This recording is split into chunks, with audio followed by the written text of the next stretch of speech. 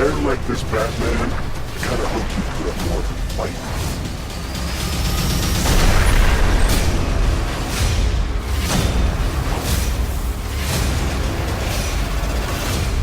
What's up everyone, TF Review 16 here, back with another action figure video review. This is the Arkham Knight. Here he is inside the packaging. He is number 2 of the wave, but he was the last figure to be released. So like all the other Arkham Knight packaging, it has a color theme to it. So you got the purple hue in the background, the Batmobile image on the background, says Arkham Knight on the side. Now on this side you have the nice scan image here of the Arkham Knight. Again with the purple hue, looks very nice. And on the back of the package continues with the really nice purplish blue hue. It almost looks like his heads-up display of his face mask. Very cool. I really like how the packaging came out. Here you have DC Collectibles and sculpted by Gentle Giant Studios. And here are the other figures from the first wave of Arkham Knight figures. Make sure you check out my video reviews of all these other figures as well. So let's get this guy out of package and see what the Arkham Knight has to offer. And here is DC Collectibles from their 7-inch scale line of figures,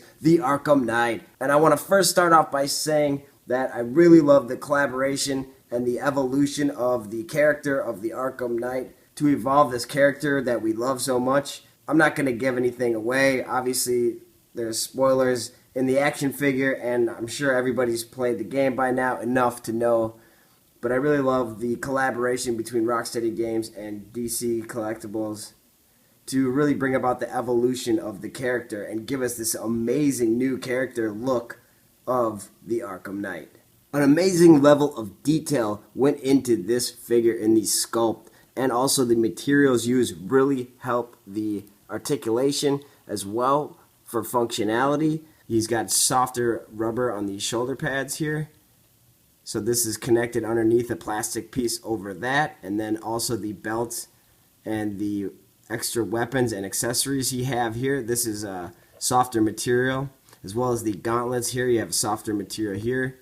Got some really nice paint details up here on the shoulder pads as well. You even get the material details here going throughout the fabric used here. You get nice silver on the belt buckles and everything. The shin guards really highly detailed. The feet look really good.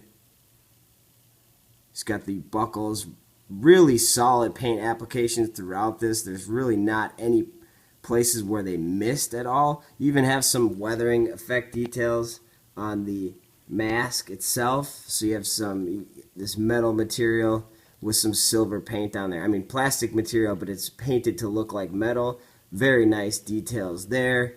Even down to the back of the suit as well.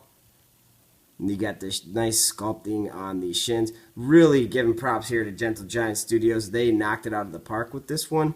The sculpt is just phenomenal. It's really well done. The paintwork as well, so even the details on the back of the mask and on the back of the figure itself, very nice. Here you have some silver paint details on the knuckles of the gloves as well. Nice hand sculpt. He's got the trigger finger here, and this one he also has trigger finger. So for the sculpt and design and the paint applications, I give this guy extremely high marks. Let's take a look at his accessory. And here is his rifle accessory that he comes with. Really nice silver paint deco on here. You can see it has the folding stock right here. You got some paint on there. There's a little bit of a silver splotch on mine, so it's a little sloppy there. Overall looks really nice though. You got the silver paint, then you got the black and the brown on the gun handles, and then you have the Robin symbol here on the guns, just like on the pistol accessories that come with Red Hood figure.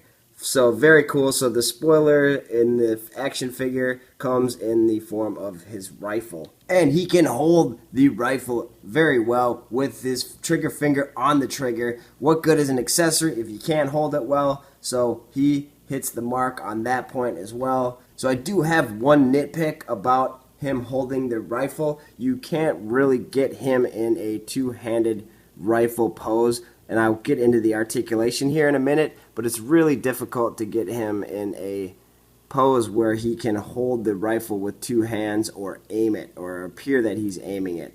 So I've seen some photos posted of him aiming the rifle, but I'm just letting you know that it's really hard to get him in that pose where he can hold. You can see I just can't get his arm over far enough to where he can actually hold it. See? It is difficult. And then if you got to worry about bending this here, and this could break off. If he didn't have this stock, he could hold it fine.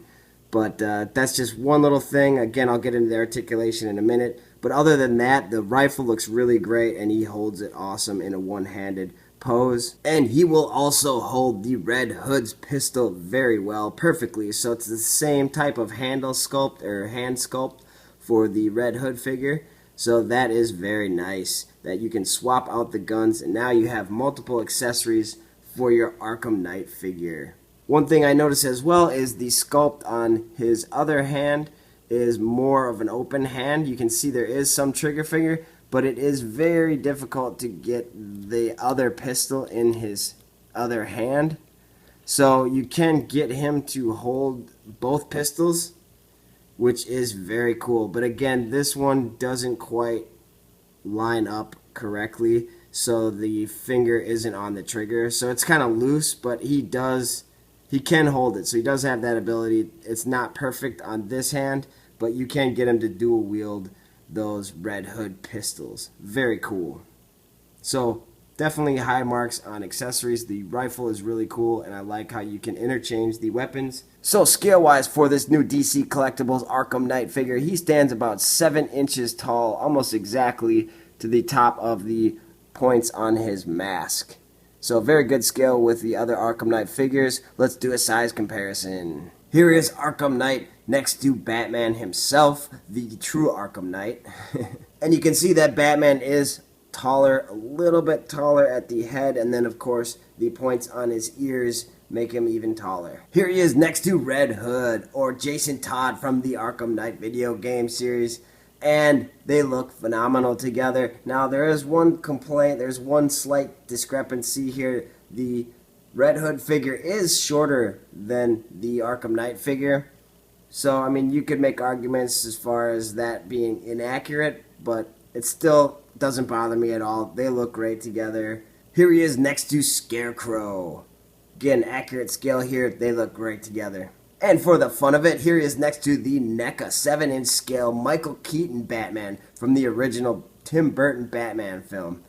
And here he is next to the 6-inch scale from the Mattel Dark Knight Rises figures sculpted by the Four Horsemen. You can see definitely different scales here, but there's just a size comparison so you can get an idea of the scale of this new Arkham Knight figure. Here he is next to Marvel Avengers from the 6-inch scale Infinite series Captain America. Here he is next to the Platinum version of the Evasion Mode Optimus Prime. And last but not least, here he is with the NECA 7-inch scale Predator, the classic Predator. Here is a close-up of the sculpt of the mask itself, and I'm going to go over the articulation now. So the sculpt here looks really nice. You could do some paint work. I could see customizers having a lot of fun with this, doing some sort of heads-up display on his mask. That would be really cool.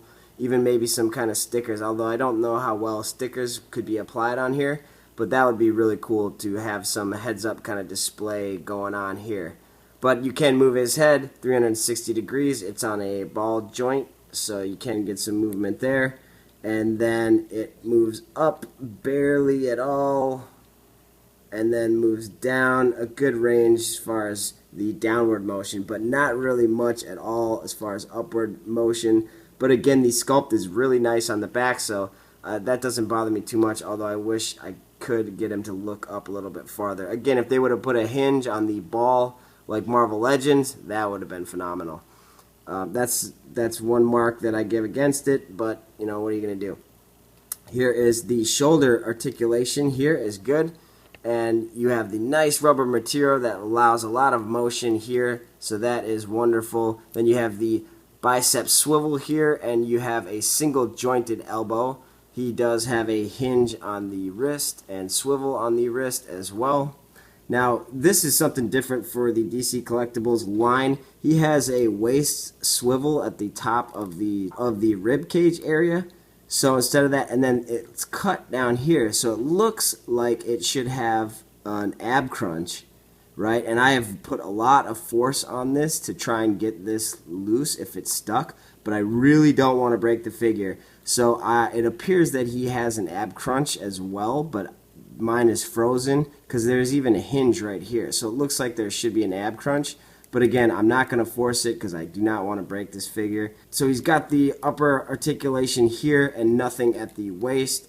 Now, the legs are hindered quite a bit. He can only go up about that far and back barely at all. He does have the upper thigh swivel, which is really nice. And again, on this side, it barely goes back at all, and it barely goes forward. And you really have to move this. At least this is a soft, pliable material. You really have to move this, and then you can get this leg up farther. And then he's got double jointed knees, which is awesome. And he has great foot pivot here, similar to what the Marvel Legends is. Although it doesn't go out on this side because of the design of the boot right there. So that is hindered a little bit, but you don't really need that. So you have great articulation there, up, down, and the pivot. And then he's got peg holes on both of his feet. So that is definitely a plus. Take a quick look at the back of the figure again. Yeah, the sculpt is wonderful. Articulation is okay. It's decent. Decent enough, I would say, for the kind of poses you want to do with this figure. So he has some marks against him as far as the articulation, but overall, wonderfully phenomenal figure. And I do give this a solid recommend. So I want to thank you so much for tuning in to my video review of the DC Collectibles Arkham Knight action figure. You can follow me on Twitter at TFReview16. And definitely click like if you like this review. Leave your comments below. Tell me what you think about the new Arkham Knight Batman action figure. It's over.